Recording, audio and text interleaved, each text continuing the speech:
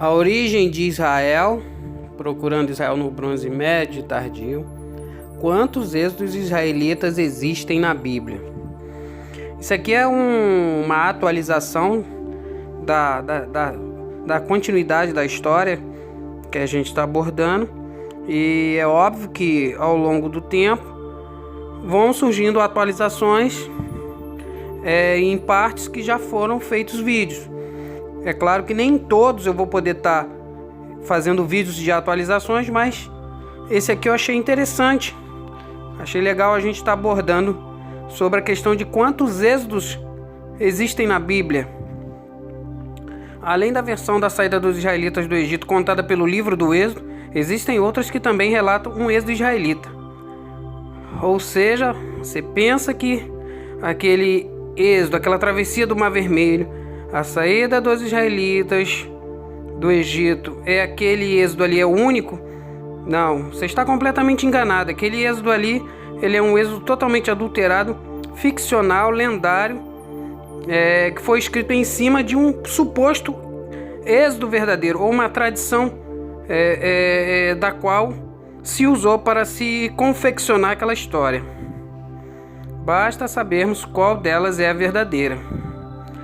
Em Deuteronômio 32, 9 e 10, diz que Javé encontrou seu povo numa terra deserta, numa região solitária. Este relato contradiz muito aquele Israel que vivia em um lugar assaz povoado e fértil. O apologista cristão, todavia, pode argumentar que boa parte do Egito é árida. Ou seja, existe um relato de que Javé, o Deus de Israel, tirou o povo dele de uma terra deserta. Aí o cristão pode dizer, não, isso aqui condiz, isso aqui bate com o relato bíblico, porque realmente o Egito, ele tem a maioria do território dele, boa parte do território dele é deserto, é uma região bem árida. O apologista cristão, todavia, pode argumentar isso, que boa parte do Egito é árido. Hoje sim, mas naquela época antiga, não. Esse argumento é desmascarado pelos mapas antigos e descobertas arqueológicas, que desenterra um Egito antigo com muito mais terras férteis do que atualmente. Por causa das mudanças geológicas e da ação humana ao longo do tempo, o Egito foi se desertificando. Ou seja, naquela época, o Egito ele realmente era bem mais fértil, tinha muito mais áreas que não eram áreas desérticas. Hoje, devido ao assoreamento, o Nilo divide-se em apenas dois braços principais. Fontes antigas, porém, como dois mapas bizantinos, relatam que o Nilo antigamente se dividia em 7 braços, formando uma vasta área de terra bem irrigada. O braço mais oriental, que se estendia pelo que hoje é uma zona pantanosa, salgada e árida do noroeste do Sinai, tinha canais artificiais que partiam desse braço, levando água fresca para toda aquela área, transformando em terras verdejantes, férteis e densamente povoadas, no que agora são pântanos áridos e salgados. Então, esse relato de Deuteronômio 32 não bate com o Egito daquela época, com o Egito árido, né? Possivelmente ali o redator deuteronomista ele deve estar falando de um êxodo, de outro tipo de êxodo, não aquele descrito ali no livro do Êxodo. Portanto, essa passagem de Deuteronômio 32, 9 e 10 pode ser um texto de uma tradição de outro êxodo que os redatores conheciam, pois a descrição dele não coincide com o Egito da época dos israelitas descrito no segundo livro do Antigo Testamento. Outro êxodo encontrado na Bíblia, ou seja, existem alguns êxodos, fora esse êxodo contado no livro do Êxodo, e eu estou abordando os dois que eu acho mais interessantes. Outro êxodo encontrado na Bíblia é o do profeta do Reino do Norte, que esteve atuante no século 8 antes da Era Comum.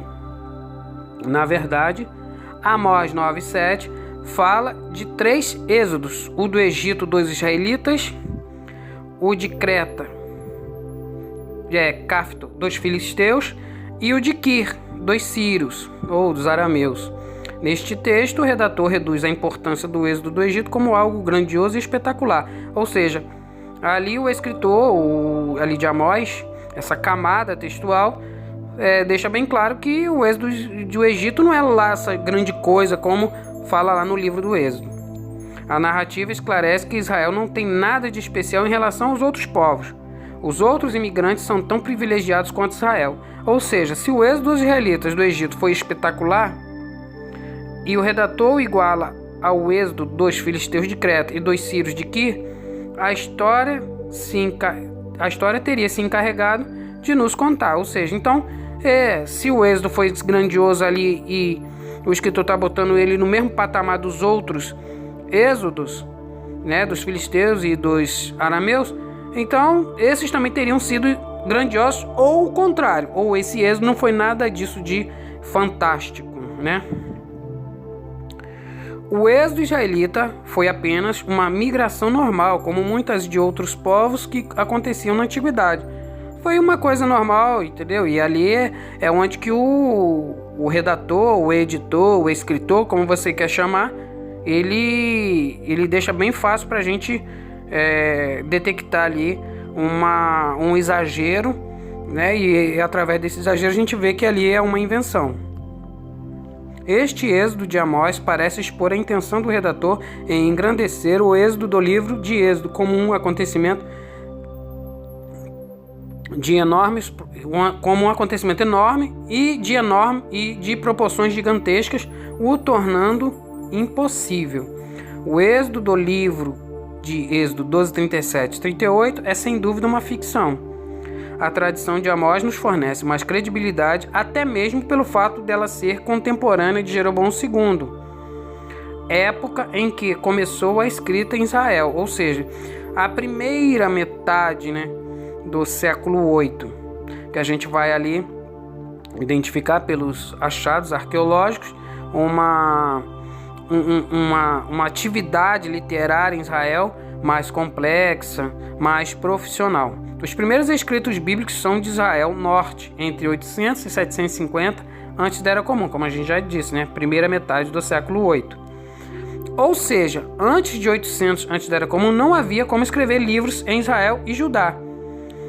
Porque a escrita começou primeiramente ali em Israel, né? Os primeiros sinais de habilidades para se compor textos mais elaborados e complexos vêm de Contilete Ajurud. É um sítio, né? Um sítio arqueológico, onde foram encontrados escritos da primeira metade do século 8 antes da Era Comum. Como um israelita poderia escrever uma história ou livro se ainda não existia escrita hebraica? Boa pergunta. Na melhor das hipóteses, o livro do Êxodo deve ter sido escrito somente no século IV antes da Era Comum, ou depois. As tradições orais começaram a ser escritas um pouco antes do cativeiro assírio, que aconteceu em 722 antes da Era Comum, né? Então bate com a questão da primeira metade do século 8. Por volta da primeira metade do século 8 antes da Era Comum. E no século V antes da Era Comum ainda estavam sendo finalizados, como é o caso dos livros da Torá, com exceção de Deuteronômio. Ou seja, Gênesis, Êxodo, Levítico, Números, são livros que ainda no século V ainda estavam sendo finalizados. Ainda não havia se fechado o seu cânon.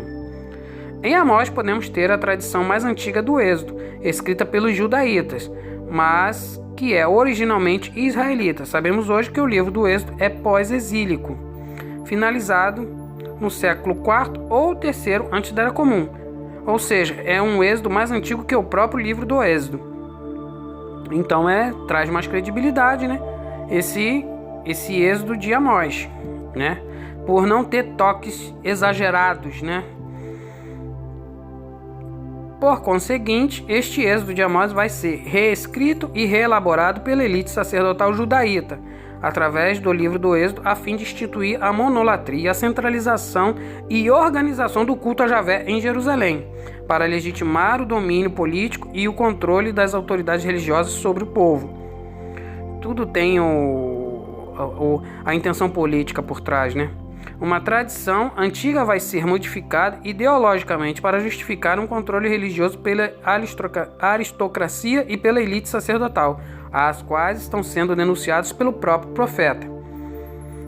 A desigualdade ali, o povo sendo manipulado, né? Os camponeses, as áreas mais rurais, né? Os responsáveis pela comida, eles vão estar sendo usados para serem manipulados para aderir a essa monolatria e posteriormente ao monoteísmo, né? Já vista que o Israel pré-exílico ele era totalmente politeísta. Então eles vão tentar, tem lá em Jeremias 44, né? Eles vão tentar de todas as formas trazer o povo para a monolatria. Vocês podem até reconhecer outros deuses, mas é Javé o Deus verdadeiro. Uma tradição antiga vai ser modificada ideologicamente para justificar um controle religioso pela aristocracia e pela elite sacerdotal, as quais estão pelo próprio profeta. Essa elite judaíta vai tentar apagar essa denúncia que os atinge em cheio. Eles vão tentar ali. Existe muitas censuras antipoliteístas, né? E existe ali um esforço muito grande dos escribas, que são controlados pelos sacerdotes, para estar apagando muitas desses comportamentos, de como era o povo antigamente, e tentar tirar isso para trazer o povo para eles, para fazer o que eles querem. A história do Êxodo é uma tradição dos israelitas que vai ser aproveitada pelos judaítas no seu projeto de poder. Aqui a gente tem que explicar por quê. O que acontece? Da mesma forma que o evangélico, que ele é ensinado, lá na igreja dele, que o povo de Israel ele é um povo distinto dos cananeus, e a gente já abordou que eles são um único povo, que os israelitas nasceram dos cananeus, saíram dos cananeus. Os israelitas foram se formando gradualmente a partir dos cananeus, né? Não tem nada desse negócio, como o escritor ali, ele quer passar a impressão de que são dois povos distintos, dois povos completamente diferentes, nada disso, principalmente na questão da adoração aos deuses. Pelo contrário, Israel sempre adorou os mesmos deuses dos cananeus.